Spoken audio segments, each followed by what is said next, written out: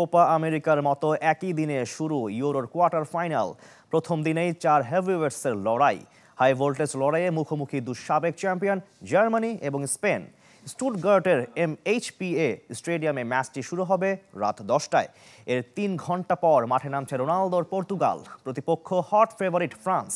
আর এই ম্যাচের ভেন্যু হামবুর্গের ভলপার্কস্টেডিয়ন।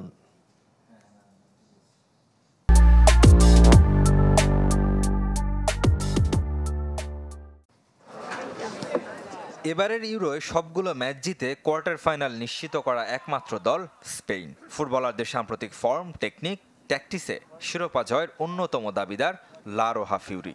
দলে নেই কোনো ইনজুরি, ফিট স্কোয়াড পাচ্ছেন কোচ লুই দে লা ফন্তে। বিপরীতে স্পেনের বিপক্ষে ম্যাচের আগে পরিসংখ্যান সঙ্গী জার্মানির। আগের 4 কোয়ার্টার ফাইনালে স্বাগতিকদের বাদ পড়ার ইতিহাস নেই।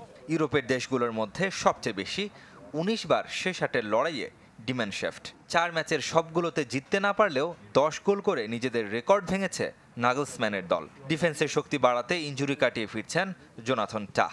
তবে ম্যাচের আগে কথার লড়াইয়ে দুদল।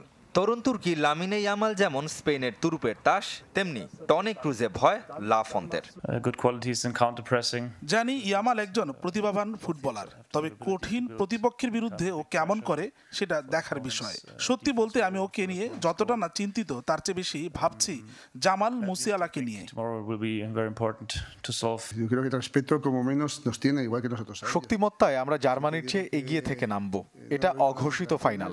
টনি ক্রুজ গুরুত্বপূর্ণ একজন ফুটবলার, সুযোগ থাকলে তার পা বেঁধে রাখতাম। ইউরোয় মুখোমুখি দেখায় 4 ম্যাচে 2 জয়ের বিপরীতে 1 হার স্পেনের। সবশেষ 2008-এর ফাইনালে জয় পেয়েছিল লা রোহা ফিউরিরা। এদিকে হামবুর্গে ফ্রান্স পর্তুগাল দ্বৈরথ ছাপিয়ে আলোচনায় রোনালদো। পর্তুগিজ সুপারস্টারকে এক নজর দেখতে এয়ারপোর্ট থেকে টিম হোটেল থেকে প্র্যাকটিস ভেন্যু পর্যন্ত হাজারো মানুষের জটলা। নিজের আইডলের বিপক্ষে খেলার অপেক্ষায় রোমাঞ্চিত ফ্রেঞ্চ সুপারস্টার কিলিয়ান এমবাপ্পেও। বিপরীতে এই 2 ফুটবলারের দ্বৈরথের চেয়ে দুদেশের লড়াইয়ে বেশি মনোযোগী বের্নার্ডো সিলভা। রোনালদোর বিপক্ষে খেলার সুযোগ পেয়ে সম্মানিত বোধ করছি। তিনি সবসময় আমাকে পরামর্শ দেন, তার সাথে আমার নিয়মিত যোগাযোগও হয়। তবে তাকে হারাতে পারলে ভালোই লাগবে।